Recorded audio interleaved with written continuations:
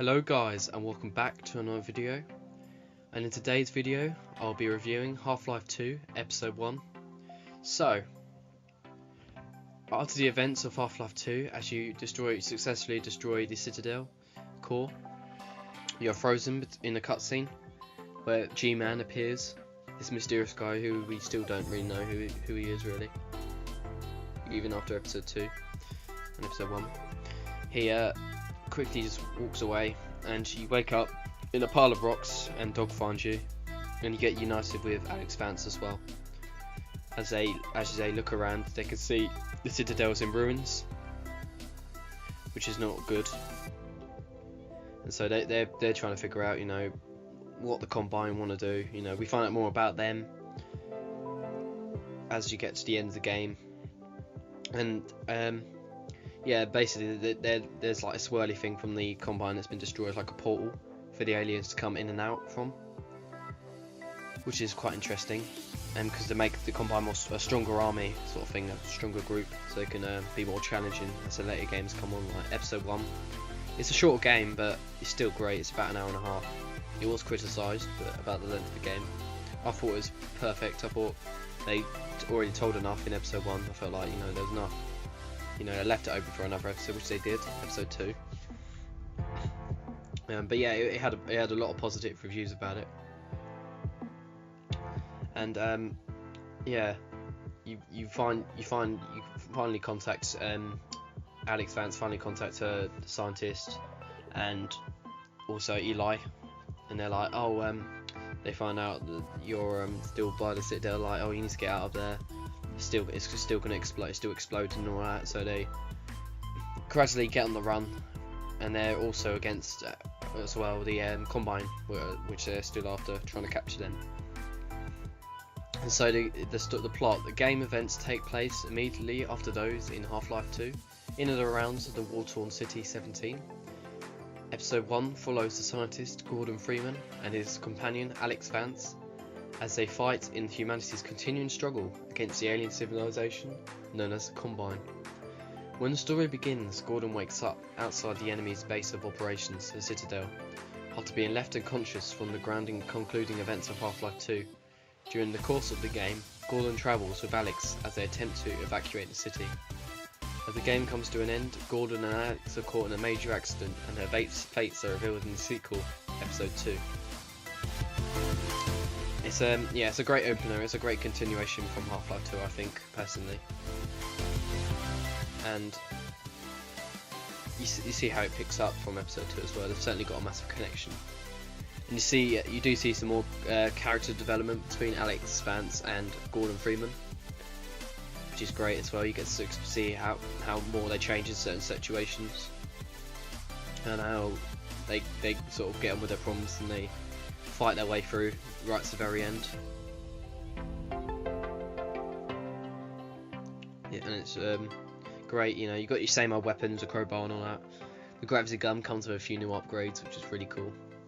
You get a new vehicle that you can drive around. It's not like the same old vehicle, so they changed some tweaks and stuff like that, which is cool for the game. Yeah, I think the graphics are still great, even though they're also going to be outdated. It's like a 2005-2006 game, but I still think it looks personally quite good. Yeah, I'd give the game a 10 out of 10. I think it's a brilliant game. Still great, even though it's a much shorter game compared to Half-Life 2. And yeah, there's some new villains, which is great. You got the Outliers, which is awesome, from Half-Life 2. And they're still a challenge. They get more tougher as well. They're coming more of groups now, which is really cool. You got these other guys. They seem like villains, but they're not. Who help you and stuff. Yeah, you got the outlying grubs, the outlying guards, the outlying worker, the barnacles, the head crabs. They're annoying. There's a mission where you're on the run from these head crabs, and you leave your car to do this certain thing. You're on foot and stuff. And there's a group of them that just come straight after you, damaging you big time. They're so annoying. I absolutely hate the head crabs. You've got poison head crabs as well. You've got the poison zombies, the zombies and zombines. You've also got Combine's forces as well. Got the combined gunships that you come across quite a lot in the game. You've got to shoot them down. They're certainly very annoying. And they come in more of groups now as well. Compared to Half-Life 2, you just normally have a single combined gunship, but now they come in groups. You've also got the combined dropships, which just drop off the enemies. They don't really do much harm, just drop off the enemies who fly off. Yeah, they're blooming annoying. You've got the APCs, which do appear at the end of the game, where they have like, it's an armoured personnel carrier. So these sources will be in the description if you want to check them out.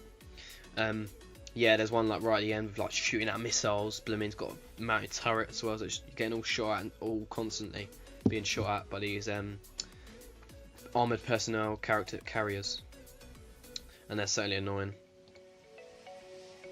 And their short name for them is an APC. You've got the Striders as well. Oh man, I hate these things. They come in groups as well. There's like much more of them. They could be a bit of a challenge to deal with as well. And that you need like a missile or something to take him out, because the machine gun's just going to do nothing to them. You can use a pulse cannon, warp cannon, and limb impaling.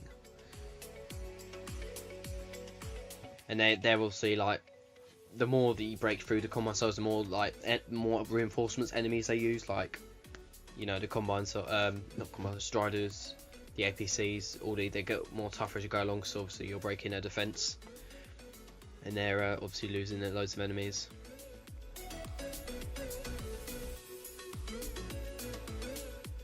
And I thought I'd tell you a bit more about the G-Man. So he's a mysterious and enigmatic character, encountered several times in the Half-Life series, referred as a sinister interdimensional Beru Karat. He is known to display peculiar behaviour and to wield powers far beyond those of a human. His identities and motives remain completely unexplained. His alliance and also means are unknown to this day. And yeah, he's still, like I said, he's still mysterious today. I don't think we know anything about him.